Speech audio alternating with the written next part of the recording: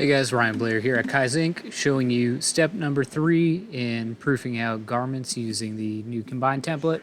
And this is going to be following the design instructions as well as assigning spot colors. So typically when you are in an order, there would be some notes over here in design. There's no notes here. So another place that we could look is we could go down into the modifiers and we could take a look and see if there's any design notes here. So we've got the colors and it just says logo, 2-color. And we see that there was 2 screens, but there's really no instructions here other than left chest and logo.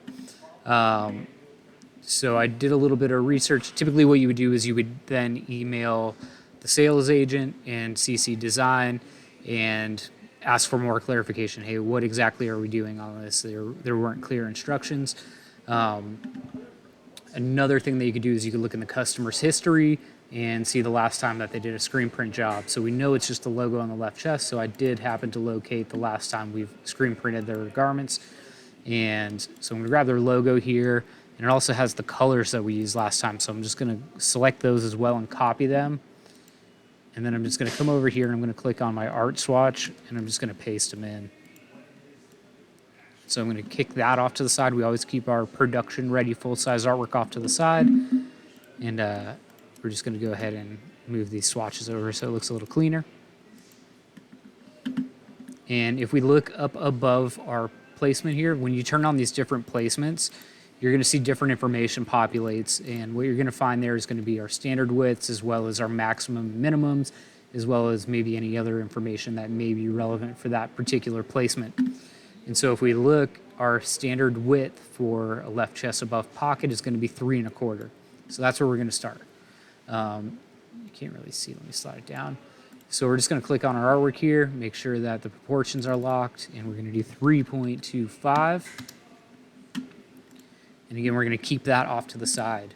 What we're going to do next is we are going to set spot colors. That way when this artwork gets to the darkroom, the colors are called out within the software that they use to separate it. So we're going to click on our swatches here. We could see that 485 is already selected.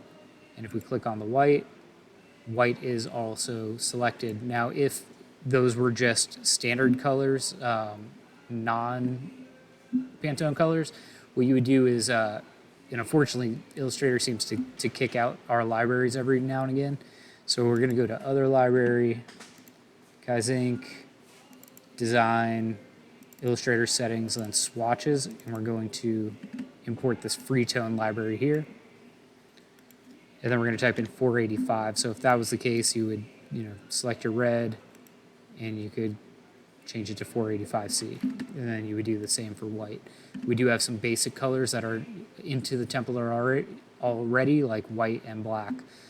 Anything outside of white and black, you would then go ahead and select from the Freetone library. Let's say that this design didn't have any Pantones called out and there's no brand guidelines to specify what those colors are. So let's say, for instance, this blue is in the logo. So you're going to select that color and then click on this Recolor Artwork wheel up here. And down here where there's this little grid and it says none, we're going to select Freetone. And you can see that it just changed the color here. And it is saying that the next closest color is going to be 7702C, so you can click OK. And if for whatever reason it looks off, it's always a good idea to reference the color bridge, the printed paper color bridge. And that way you can get a visual, does this color look fairly close to what we're looking at?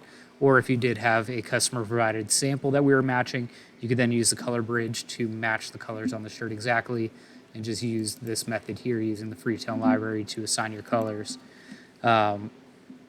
If we didn't already pull these colors in, over here you've got black and white ready to go. So what you can do is just hold down Shift and click on it, hold down Shift, and then you can drag them out and it'll align quite nicely. And then we have one that's just for PMS colors that aren't black and white, so you can then go in and,